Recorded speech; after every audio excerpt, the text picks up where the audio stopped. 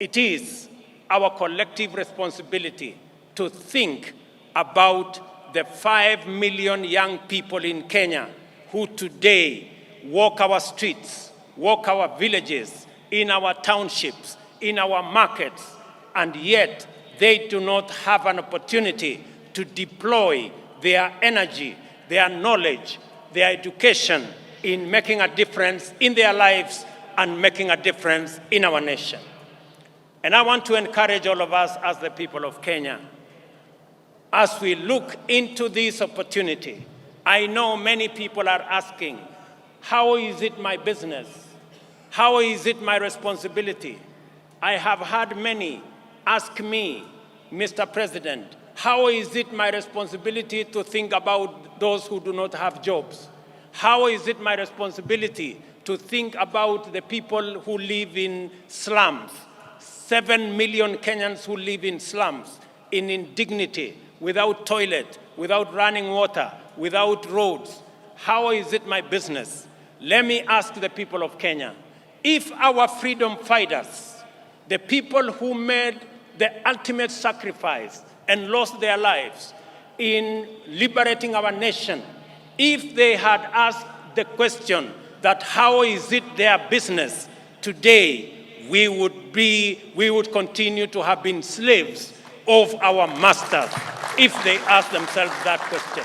It is our responsibility to ensure the people, 7 million of them, who live in our slums, including Shauri Yako here in Embu. I was here last week and I was informed about Shauri Yako. The people who live in Shauri Yako deserve a decent house, and it is our responsibility as we implement the housing plan, not just to create jobs, at least 1 million jobs every year.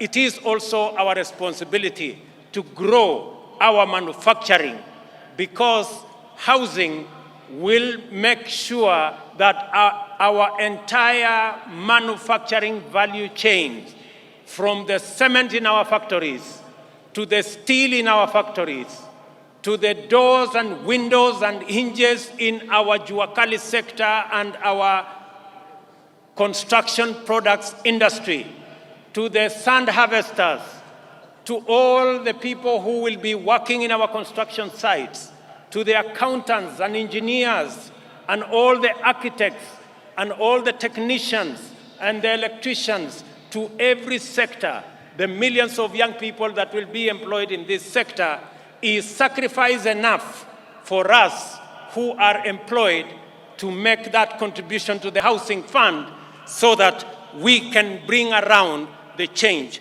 that is going to take our country forward. Our vision for affordable housing program is premised, firstly, on the objective of creating 1 million direct and indirect employment opportunities throughout every value chain in the housing development ecosystem.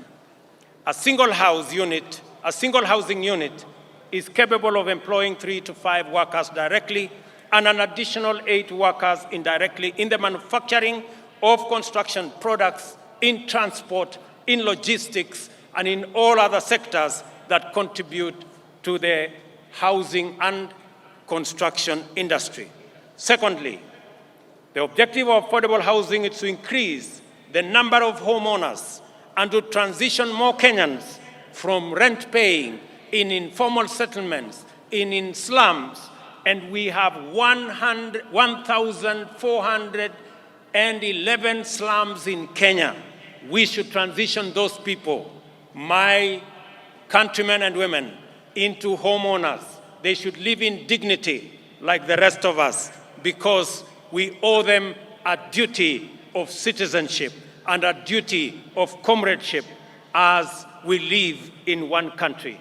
I want to ask every parent, I want to ask every Kenyan that rather than ask, how is it your business? We must know that it is our business, because the 5 million young people are our children. They are our citizens. They pay taxes. And when we transition them into jobs, We are building a bigger pool of taxpayers. The conversation we have today in Kenya is different.